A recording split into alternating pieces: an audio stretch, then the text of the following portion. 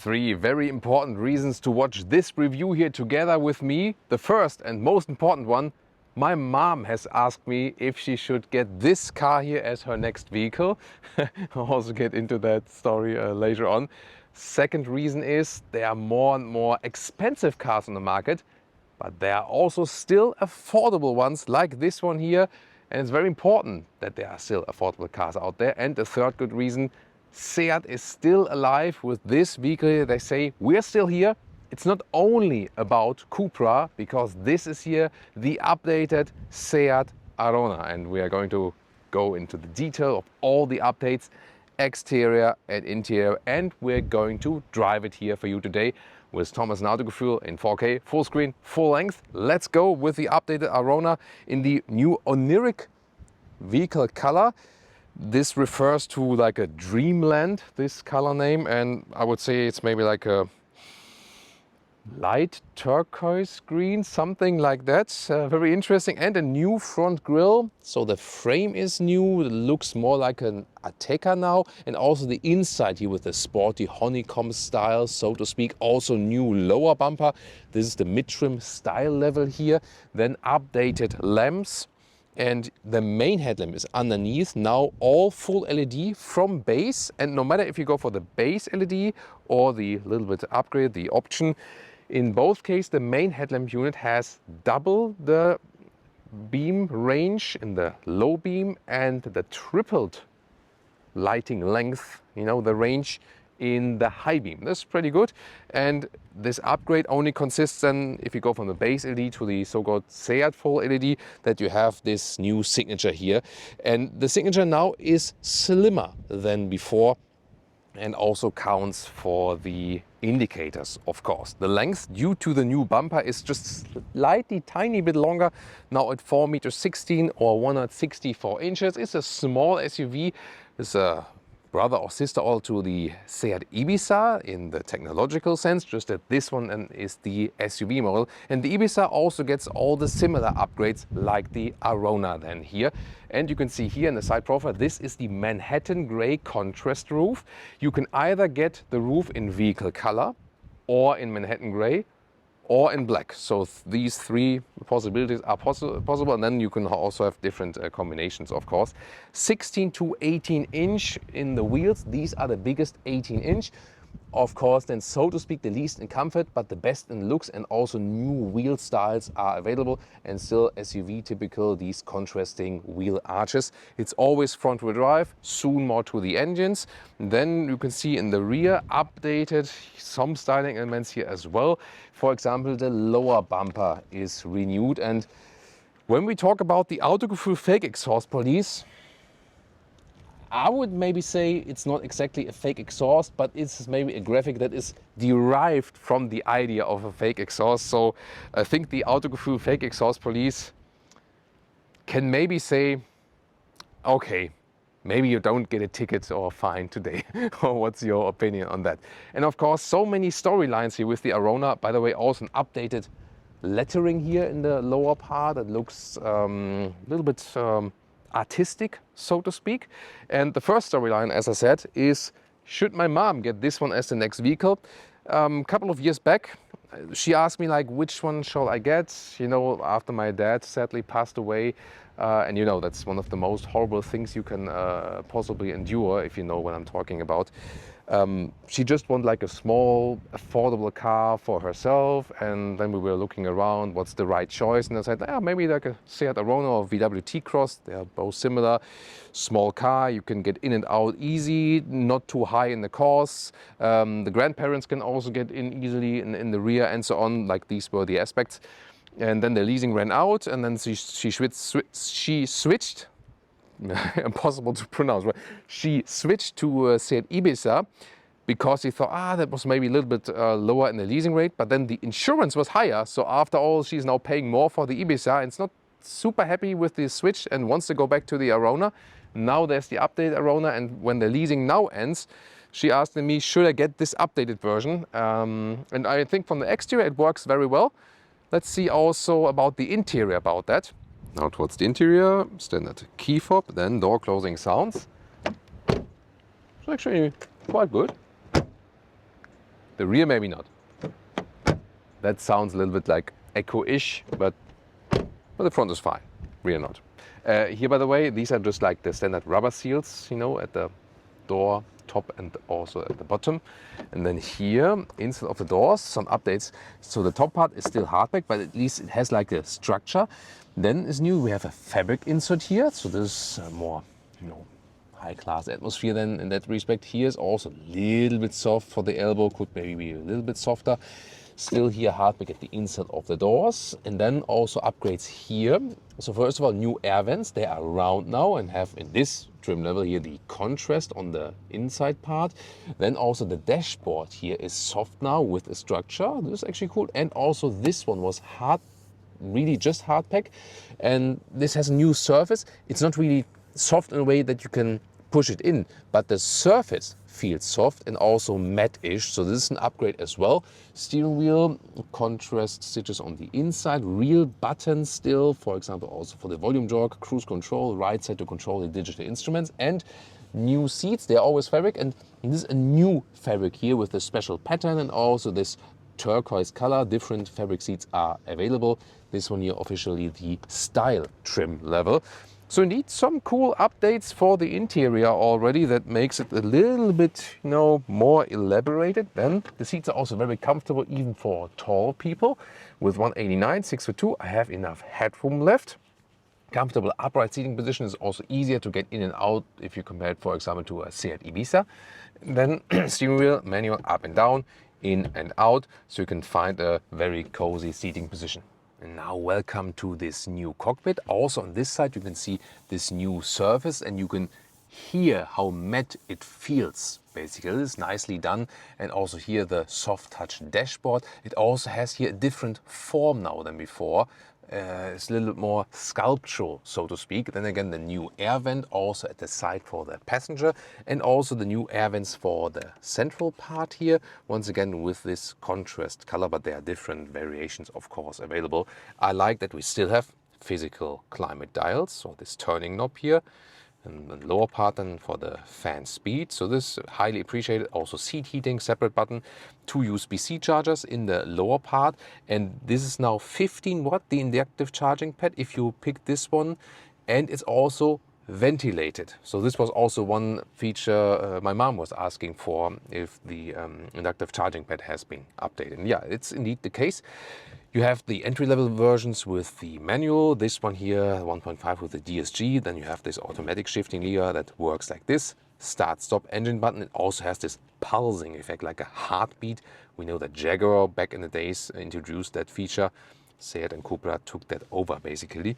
Cup holders are in several sizes, but they're not really adaptive. I would like if they have maybe like an adaptive function that keep the things tight. Then for rally racing you still have a manual handbrake. This is maybe to put the key fob there, 12 volt power supply. Here could be a little bit softer for your elbow from this fabric cover, but some more storage underneath. Then the glove box is actually not too tiny, but you see here it's not dampened, it just folds down. This maybe could be optimized in that respect. And then as for the screens and so on, so the base version would start with around 8-inch. This one here, optional 9-inch, so a little bit larger as for the screen. Yeah, I mean, there is not like a all new update on this one, but there have been some software updates. You can see here Apple CarPlay is in there, of course. But my mom was also asking for if there is like a completely new infotainment system. It's not completely new, but of course there's the latest software version on it. Let's take it that way. Other than that, as I said, on the steering wheel you still have the manual controls. You also have shifting pedals here, so you can use these also to put gears upper or lower than with the DSG. And the digital instruments, they are either starting 8-inch or these ones here then optional 10-inch. And here we are. I love these analog digital gauges. This is my favorite view, but you can also put different views in there how you like. And very important here, to deactivate the EU speed chime thing. There we go. Here, there's like the speed warning and you can deactivate it, and you just basically do it by scrolling here at the steering wheel and then confirm it. Now to the rear seats. First of all, inside of the door is all hardpack, so this is more or less everything basic. Isofix here at the outside each, you know, like just there's like this slot for that, and also the new fabric pattern for the rear seats, and it's pretty cool. It looks nice, it feels nice, and these individual pads, they're almost like a quilting, so to speak. They really also increase the comfort, so I like this upgrade indeed. There's nothing we can fold down there, but three adults could theoretically sit here. You can see this does fit exactly when I'm also driving. This is astonishing considering it's a 4 meters 16, 164 inches vehicle in length. So good usage of space, and this is also the concept of this small SUV, and even headroom wise. So astonishing that on this short length we can have a good space, and it's even comfortable to sit here. So of course, I mean, there are cars with more legroom, but considering the length, is actually really good, and also the whole seating position is also upright here in the rear. So yeah, we could also drive with mother together here, you know, Leah and I, and someone could even sit behind. Now to the trunk or the boot, which is at 400 liters, actually quite good for such a small vehicle. This one also fits in the vertical underneath, and it's also a little bit flexible. First of all, the normal width is about 1.40 meters, then the normal length here is about 29 inches or 75 centimeters. And the cool thing is here, you can have it more even here, or you can also lift it, just like full replacement tire underneath, by the way, and here the subwoofer and this trim. But here you can put it like this, so you have more height, and you still have a nice transition right here, so that's actually quite cool. And let me take out the top part here, that can also take you with the latest measurements on the height. So there we go, and then we are about 33 inches or 84 centimeters in the total height, and that's pretty cool. And now I could also reach over here to fold everything when the top part is down, and there you can see you have this transition here that is like covered, I think can fall in there. And then we are at a total length of about 58 inches or 1 meters 47. And of course, when the seats are folded like this, then I can put this one here up again, that there's a more even, smooth transition to the back seats. Under the hood, what do we have? This is here the top engine, 1.5 liter 4-cylinder, 150 horsepower, always with a 7-speed DSG, around 8 seconds in the acceleration figure. Entry-level engine would be a 1 liter 3-cylinder turbo, then with 95 or with 115 horsepower, 95 manual, and the 115 horsepower you can get with manual or with the DSG. Then there was the second big story, and of course about affordable cars, because new car prices are now at average like 50,000 euros or dollars. This one of course way below that. We don't have like the final new prices, but it starts like around 20 something thousand. So if you then think high trimmers, then 30 something, so between then 25 or 30 something, you will end up with your Seat Arona, and that's still then affordable in comparison to other vehicles. Yeah, for example, like this, like a BMW 4 Series convertible, beautiful car as well. Looks like a similar color than today here, right? And of course here Seat is the third big storyline, because the recent years have all been about Cupra. This new Cupra model, another new Cupra model, and so on and so on. But however, people still kept buying Seat because of the lower prices. And yes, they didn't invest so much money in the development of this brand. There were no all new models and so on. And there were even thoughts of maybe they cancel the Seat brand, or Seat becomes like a mobility brand or something like that. Now recently there also have been some changes in the Volkswagen Group management and so on, also at Seat, and now they are thinking about, yeah, maybe we keep the brand because people still want to buy affordable vehicles. And this is now again the first investment again in this facelift for the Ibiza and the Arona, to say we're still here, we're still alive, the brand is not going to die. That's like the current message here also for this new vehicle, and we are of course keep you updated with this story as soon as we can find out more, if there will be maybe like all new models. They also announced that we will at a later stage also bring new mild hybrid engines and plug-in hybrid and so on, so we're looking forward to that, to keep the Seat brand definitely. Also very important for all our fans in Spain. You know, Auto Sensación is our Spanish channel, so always welcome when you're from you know, a Spanish speaking country to join the Auto Sensación translation. Now driving the new Seat Arona. Why would you buy this vehicle? Well, narrow parking spot here. This is one of the reasons. Rear view camera, resolution could be better, but you can actually, finally dose it how you approach the vehicle, especially with the DSG. Light steering, and you're directly out of this narrow parking gap, and that makes it actually so easy. Starting here on the Ibiza island, usually narrow streets, a lot of cars parked at the side of the road, some speed humps and so on, and you just feel comfortable because the car itself is small, and that's the case in a lot of villages in Spain, especially where this vehicle is also very, very popular, and of course also for Germany. The DSG makes it easier here. This one here, the 1.5 liter 4-cylinder with 150 horsepower, all with the DSG. The smaller 1 liter 3-cylinder engine, either manual or with DSG. And of course here, especially like when you're in a city surrounding, have a lot of stop and go, then it's a really smooth way here just to use the dual clutch transmission, and you don't have to use the clutch all the time. So I would actually also go for this one then. Steering is indeed, once again, very light, easy to handle. Still, it has no dead zone area, and you still have a feeling for the vehicle. And then also the main difference to the Seat Ibiza is that here in the Arona you sit a little bit higher. There's a beautiful view here to the Mediterranean Sea here. So you sit a little bit higher, therefore you have a more comfortable seating position, you have a better overview, can see what's happening. Here in the speed humps, also fairly good from suspension. We do have the 18-inch wheels here. They make, of course, the sportiest, the stiffest ride in a way. Still, you can't say that this is like a particularly sporty car or something like that, So it's more about having, moved into a little sporty direction with the big wheel choice and of course the visual attraction. And if you go for the small wheels, then you have more comfort. If you would stick, for example, with the 16-inch base wheels, just have more dampening from the tire left, which makes it then more comfortable in the driving. But still, it also works with the 18-inch.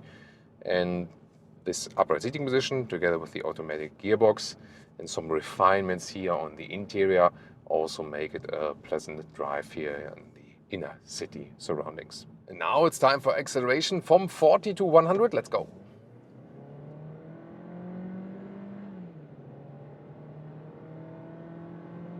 Well, that's it. It was even slightly uphill, and yeah, that's why we would pick the 1.5 liter 4-cylinder.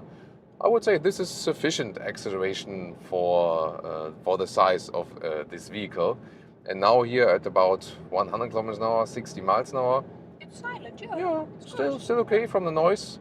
Can't drive much faster here today, but I think that's totally fine. And also how stable it is at, lower motorway speeds, let's take it that way, is also fine. So this is also a thing of this vehicle.